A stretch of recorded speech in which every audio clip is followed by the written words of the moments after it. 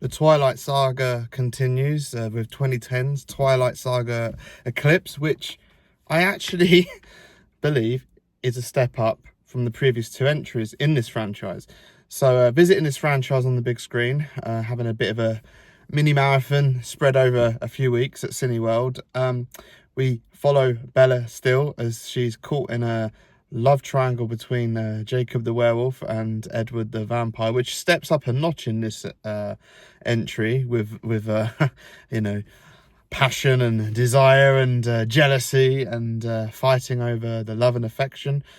It is slightly cheesy still. This whole franchise seems to be pretty cheesy and I dare say tongue-in-cheek, but this entry felt a little bit more mature and a bit more polished, and there was some weird story arcs. I feel like some details of the story are left out or jumped a bit. They're not giving you loads of information. I mean, it's a fairly simple story to follow, but considering, you know, it is a franchise and you've built all of these characters and the lore of the universe they're in up, it does jump a little bit into stuff.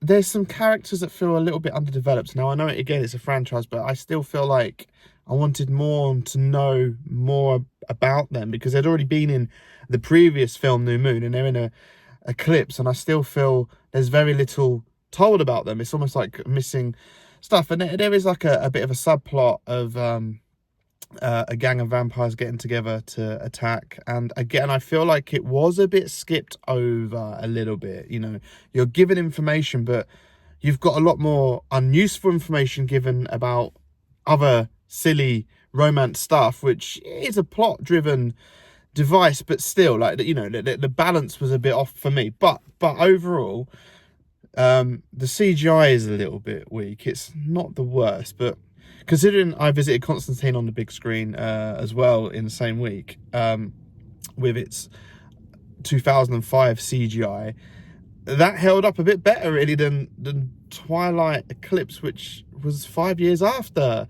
that film. So really it should have been a bit more brushed up, I thought. You know, these budgets aren't small, so, and as I've said it before, when there's too much CGI, which I know can't be helped sometimes depending on story and what they need to get, but it's a bit of a, when you revisit it years later, it can weaken it slightly. You know, it just looks so fake, which is a shame. But, you know, the editing was better in this one, I felt like, as well as, you know, the cinematography is similar. Like, it's, you know, these have got a similar way they're all shot and they're uniformed together, but, you know, the way the story was told in this one, and the editing, and the stakes felt higher, the drama felt more engaging and intense. So overall, you know, it has helped that they've been building up, but still, as a film, it, to me, is the strongest entry out of the first three films. And I think Harry Potter franchise did similar. Those are a series of films that got better as they went on, and they were made in a similar vein of franchising themselves how they did. And again, Lord of the Rings, I've brought up before about having this similar concept of it being made as a trilogy.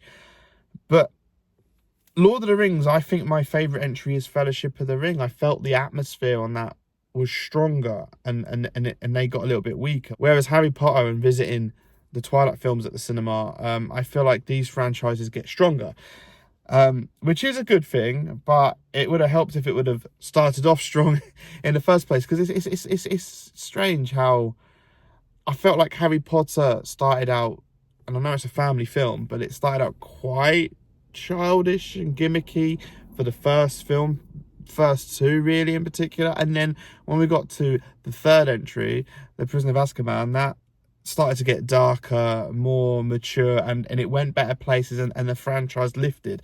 So Eclipse isn't quite on that level, but it's going in that direction.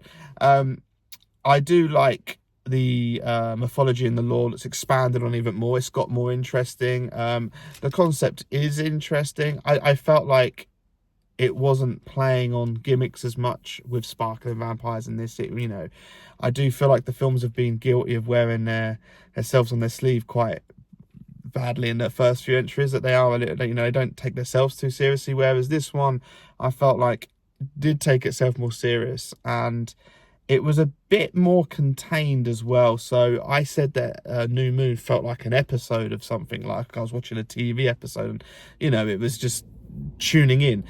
This one does jump in a bit because, again, you are following from the third, but it's a bit more not as jump in, you know, you're gentle, you're eased in gently, but it wraps itself up. I felt fulfilled, and that I'd kind of watched a little bit of a self-contained film, not quite, but it was getting there.